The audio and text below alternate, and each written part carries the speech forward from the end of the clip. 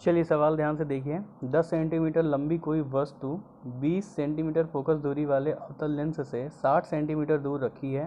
प्रतिबिंब की स्थिति, आकार तथा प्रकृति ज्ञात कीजिए। ठीक है, सबसे पहले हम देखते हैं कि आपको फोकस दूरी कितनी दे रखी है।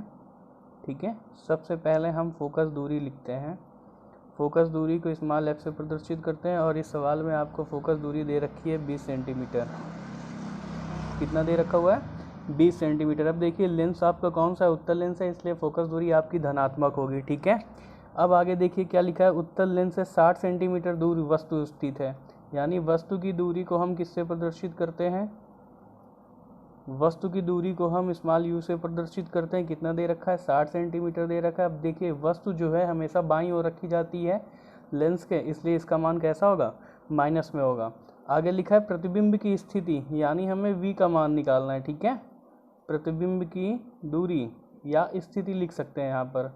प्रतिबिंब की दूरी v का मान हमें क्या करना है? ज्ञात करना है। ठीक है, तो अब हमें देखना है कि हमारा लेंस का सूत्र क्या होता है। ठीक है, लेंस सूत्र हमारा क्या होता है? लेंस सूत्र हमारा होता है 1/f बराबर 1/v माइनस 1/u से।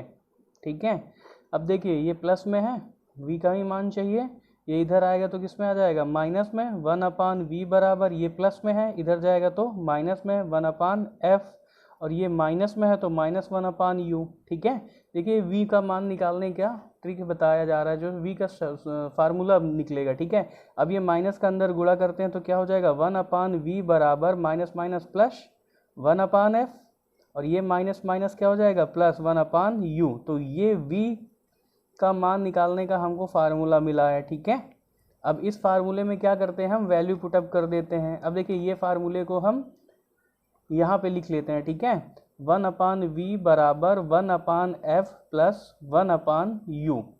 f का मान कितना है? 1, 20 दे रखा है तो 1/20 प्लस u का मान दे रखा है -60, तो -60 हमने लिख लिया। ठीक है, 1/v। अब 1/v बराबर क्या हो जाएगा? 1/20 प्लस माइनस माइनस 1/60। ठीक है, एलसीएम आप लेंगे तो क्या आ जाएगा? 1/v बराबर आ जाएगा 60। 20 का भाग देंगे 60 में, 20 × 60, 3 का 1 में गुणा -1। ठीक, इतना समझ में आया? बराबर प्लस की संख्या बड़ी है, माइनस की संख्या छोटी है, तो संख्या जो बड़ी होगी उसका ही चिन्ह आता है, तो यहाँ पर आएगा 2 प्लस का बटे 60। ठीक है, 2 से काटेंगे 60 को, 30 बार में कटेगा, तो आ गया 1/v बराबर 1/30। ठीक है, और आपके v का मान आ गया 30 सेंटीमीटर। कितना आ गया? 30 सेंटीमीटर। v का मान आ गया 30 सेंटीमीटर। ठीक है, v का मान कैसा है? धनात्मक है। कैसा है? धनात्मक। इसका मतलब आपका जो प्रतिबिंब बनेगा वो लेंस के दूसरी ओर बनेगा। ठीक है, यानी दाईं ओर बनेगा। धनात्मक मान आने का कारण क्या है? दाईं ओर बनेगा। ठीक है, चलिए आपका अब देख लेते हैं हम। 30 सेंटीमीटर दूर आपका क्या बनेगा? प्रतिबिंब बनेगा। अब आगे सवाल में कहा था आकार निकालना है। ठीक है, तो आवर्धन निकालना है। आवर्धन ही आपका क्या होता है?